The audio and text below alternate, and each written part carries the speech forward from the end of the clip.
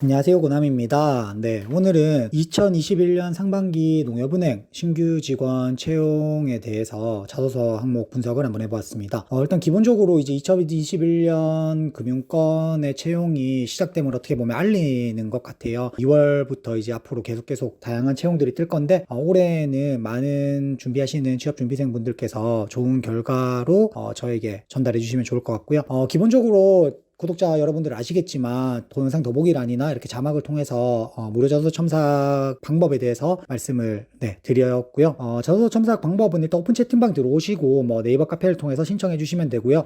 이번 건 같은 경우에는 2월 16일 오늘 기준으로 해서 일주일 정도의 시간이 있으시다고 보시면 됩니다. 2월 16일까지 도착분에 대해서 오후 6시까지 도착분에 대해서 이제 무료 자소서 첨삭을 진행할 예정이고요. 첨삭의 경우에는 3일에서 4일 정도가 소요가 되니까 꼭 보내주시고 조금은 기다려 주시면 최대한 빠르게 첨삭을 드릴 수 있도록 하겠습니다. 일단 항목은 5가지고요. 항목이 조금은 어려울 수 있을 것 같아요. 그래서 제가 한번 세세하게 말씀을 드려보도록 할게요. 본론으로 넘어가서 1번 항목부터 보도록 하겠습니다. 1번 항목의 경우는 본인의 가치관에 근거하여 농협은행에 지원하게 된 이유와 이를 위해 준비해온 과정, 그리고 입사 후의 포부에 대해서 기술해 주십시오. 사이트에 보시면 아시겠지만 간로하고 본인의 가치관, 지원 동기, 준비 과정, 입사 후 포부 이렇게 나와 있습니다. 이게 뭐냐면 약간 힌트를 준 것 같아요. 농협은행이 착합니다. 이렇게 옛날부터 힌트를 잘 줬어요. 이렇게 이 순서대로 작성하시는 게 가장 보편적이고요. 사실 이렇게까지 구체적으로 묻지 않아도 됩니다. 지원 이유에 대해서 물어보십시오 하면은 대부분 이 순서대로 이렇게 나오겠죠. 물론 가치관이 빠지는 경우도 있겠지만요. 해당 항목에 대해서는 본인의 가치관에 근거하여라는 말이 있기 때문에 기존의 역량을 어필한다거나 경험을 어필한다거나 했다면 지금은 가치관을 언급하면서 작성하시면 된다라고 봐주시면 되고요.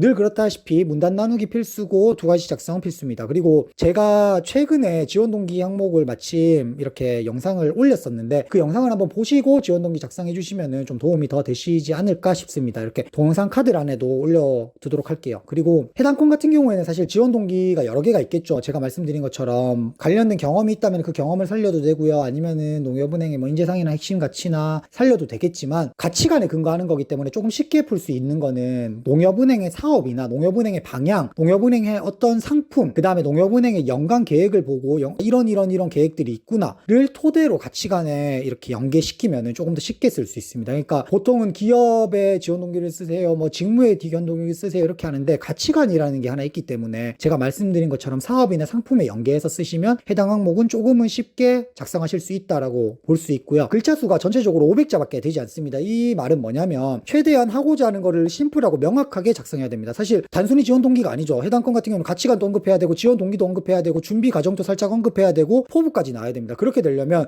불필요한 내용 줄이기가 정말 중요하고요. 플러스로 입사 후 포부는 조금 명확하게 입사 후에 도움이 되는 은행원이 되겠습니다, 신입사원이 되겠습니다 이런 거는 너무 뻔하기 때문에 조금은 명확하게 한두 줄로 입사 후 어떤 것에서 기여할 수 있고 어떤 것에서 전문성을 기를 수 있는 어떤 사람이 되겠습니다 이런 식으로 좀 명확하게 언급이 되면 좋겠다라고 말씀을 드릴 수 있을 것 같습니다. 1번 항목이 지원 동기이기도 하고 제가 봤을 때는 가장 임팩트를 줘야 하고 줄 수 있고 좀 중요한 항목이지 않나 라는 생각을 해봤습니다. 2번으로 넘어가도록 할게요. 2번 농협 본연의 가치 구현을 위해 강조되고 있는 ESG 경영과 농협은행이 어떤 하고 있는 방안은 무엇인지. ESG 경영은 사실 조금의 관심이 있으신 분들은 다 아실 거예요. 그렇게 생각을 하고 일단 그리고 제가 이거는 뒤에도 마찬가지겠지만 이런 항목의 경우에는 이건 이렇게 적으시라 할 수가 없습니다. 왜냐면 그렇게 하면은 제가 말씀드린 소재는 뻔해집니다. 그래서 어떤 거를 말씀드리긴 좀 어렵다라고 말씀을 드리고 시작하고요. 문단 나누기 해당 항목에도 있으면 좋겠죠. 그리고 ESG 경영에 대해서 충분한 자료조사 이후에 작성하는 게 좋습니다. 무조건 써내려가는 게 아니라 ESG 경영은 뭐고 농협이 하고자 하는 건 뭐고 다른 기업에 대기업에서도 다 하고 있거든요. 지금 최근에 이슈입니다. 이게 환경 관련된 거라서 이제 녹색금융이라는 말도 연계가 되고요. 업무용으로 해서 기존에 있던 자동차들을 전기차로 바꾼다든지 그런 다양한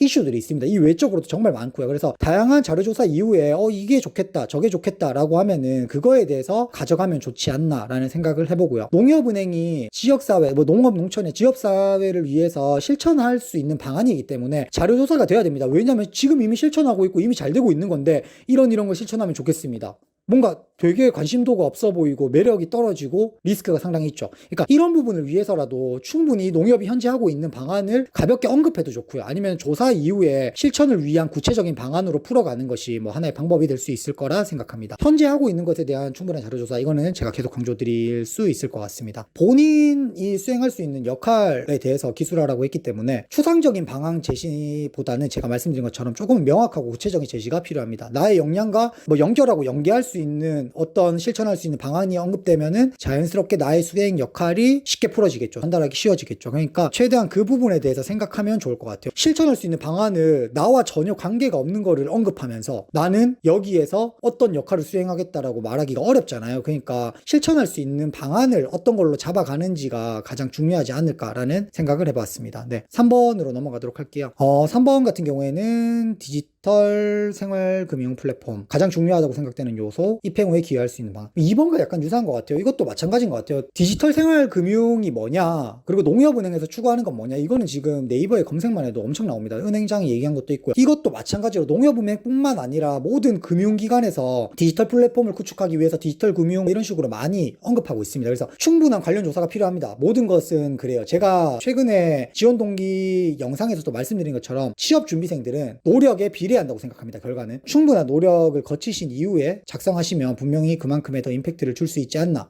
라고 생각을 합니다. 농협은행 홈페이지 들어가셔도 되고요. 뿐만 아니라 다른 금융에서 하고 있는 디지털 금융에 대해서 충분한 조사가 이루어지면 아무래도 작성하시는 게 좋겠죠. 그리고 뭐 서론의 가장 중요한 요소는 어떠한 것입니다와 같이 두 가지식으로 언급하고 풀어가는 것도 좋을 것 같고요. 디지털 생활 금융을 물었다고 해서 디지털적인 역량으로 접근하는 것은 뭐 무조건 그러라는 것은 아닙니다. 디지털 관련된 역량이 있고 경험이 많으신 분들은 그렇게 풀면은 가장 좋겠죠. 근데 현실적으로는 은행원만 준비하시는 분들이라면 거기에 플러스로 디지털 관련된 역량을 어필하기가 좀 어려울 수 있잖아요. 그러니까 그런 부분들은 무조건 디지털로 풀지 않아도 됩니다. 플랫폼을 구축하는 데 있어서 가장 중요한 요소는 어떠한 것입니다 라고 던지는 그 요소가 핵심이겠죠. 그리고 그 요소에 대해서 언급한 뒤 나의 역량이랑 경험을 연계하는 게 좋은데, 중요한 요소라고 생각되는 거를 디지털 역량이 아닌 걸로 풀면 됩니다. 그렇게 해도 충분히 잘 풀 수 있는 항목이지 않을까. 그래서 제가 말씀드린 거는 관련된 영향이 없으신 분들은 이렇게 작성하시면 된다라고 말씀을 드릴 수 있을 것 같고요. 해당 건도 마찬가지로 입행 후 기여할 수 있는 방안에 대해서 최대한 구체적으로 작성하시는 것이 중요하다라고 말씀을 드리고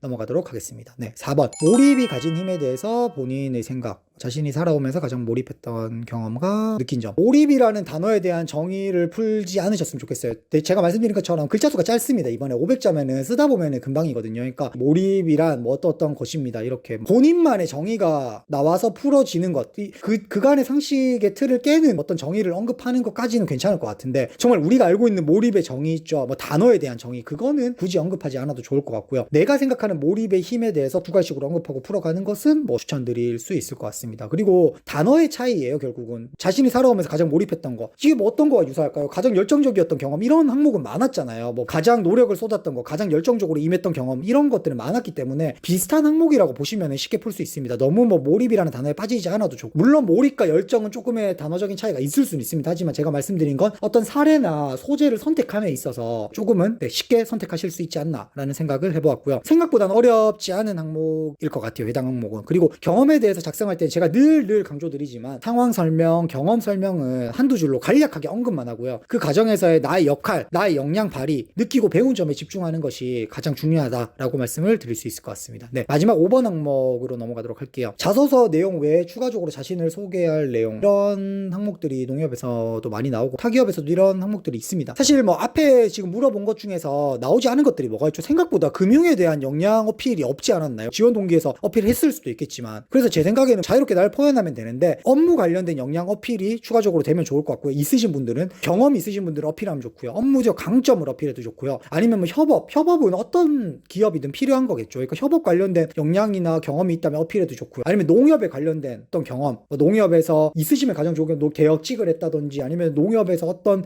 상품을 직접적으로 체험을 했다든지, 이런 게 있으면 또 좋을 것 같고, 아니면은 농협이 지금 하고 있는 사업, 상품에 대한 뭐 견해 제시, 이런 것도 좋을 것 같아요. 전체적으로 뭐 해당 건은 틀에 얽매이지 않으셨으면 좋겠습니다. 다만 500자인데 그래도 한 가지만 보여지는 것보다는 한 두 가지 정도, 나는 심플하고 간략하게 적을 수 있다 하시는 분들은 세 가지 정도, 뭐 다양하게 나를 좀 어필할 수 있는 게 좋지 않나라는 생각을 해보았습니다. 전체적으로 5가지 항목에 대해서 말씀을 드렸고요. 조금은 어렵고 난해할 수도 있습니다. 하지만 제가 지금 이렇게 분석한 것처럼 조금은 쉽게 접근하시면 좋을 것 같고, 그 자소서를 작성하기 전에 최대한의 많은 자료조사와 더불어서 기업조사가 된 다음에 작성하시면 조금 더 쉽게 풀 수 있지 않나라는 생각을 해보았습니다. 많은 분들께 무료자소 첨삭이라는 기회는 누구에게나 열려 있으니까 신청 많이 해주시면 좋을 것 같고요. 네, 이번에도 좋은 결과로 인해서 최종 합격의 소식을 저에게 들려주시면 가장 좋을 것 같습니다. 지금까지 고남이었습니다. 감사합니다.